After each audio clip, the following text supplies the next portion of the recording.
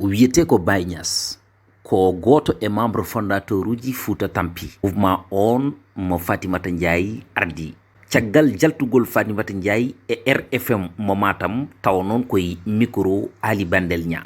Dum non jibini polémique kewɗo e nder réseaux sociaux he walla mbiyen e nder leydi men Sénégal. E nder ɗum ɗon noon kanko biyeteɗo Baye Niass o yalti e site uji ɗi ngam yidde yaltinde tigirigi ha joni sécurité mabɓe ɗi ɓe gurduno.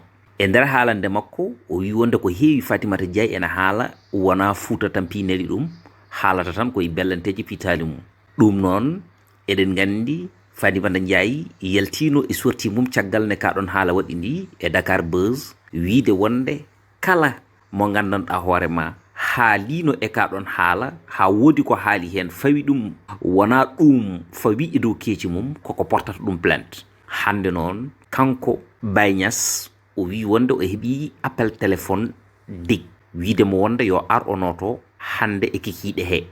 O wi noon o yata ɗon ɗo heɓani plainte, waji ɓe gaddinimo plainte caggal juulal tisubar.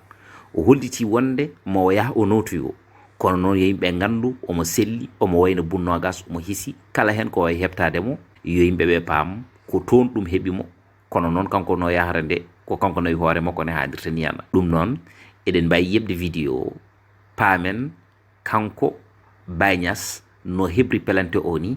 ko Baye Niass, membre fondateur Fouta Tampi, Assemblée Sauvons le Fouta, chargé de relation extérieure du mouvement. Nani mi jodi ha heddi 1 heure wa dik noddi kam be mbi kam ka paɗaɗo porter plainte, Fatoumata Ndiaye wonma porter plainte.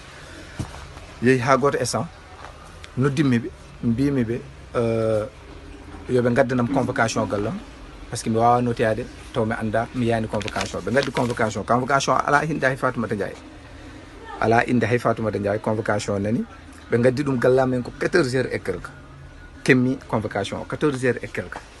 ɓe mbi kam yomi noto 16h plainte o 14h kemmi mom ɓe mbi 16h yomi noto.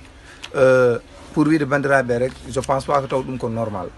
Plainte ara joni mbiɗa ya noto joni ɓe ganda e circonstance moɓe tawma.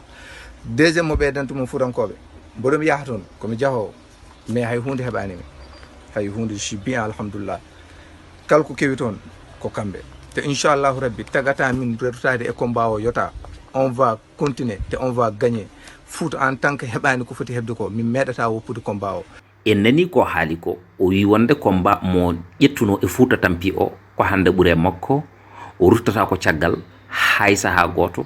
Ɗum noon combat o koko kontinta sikki ala ko ɗum woni konngol battidigol ngol Baye Niass haali taw noon koye ɗemgal men niniwal. Ɗum noon bandiraɓe musidɓe, information ngaji ma jokku ɗo e nder sen men Titonde TV. Mbaɗe partagé, mbaɗon abonné, mbaɗon like, ɗacconen commentaire uji mon. Ne tawno ko ittande on kumpa ko ɗum woni komin goniri ɗo.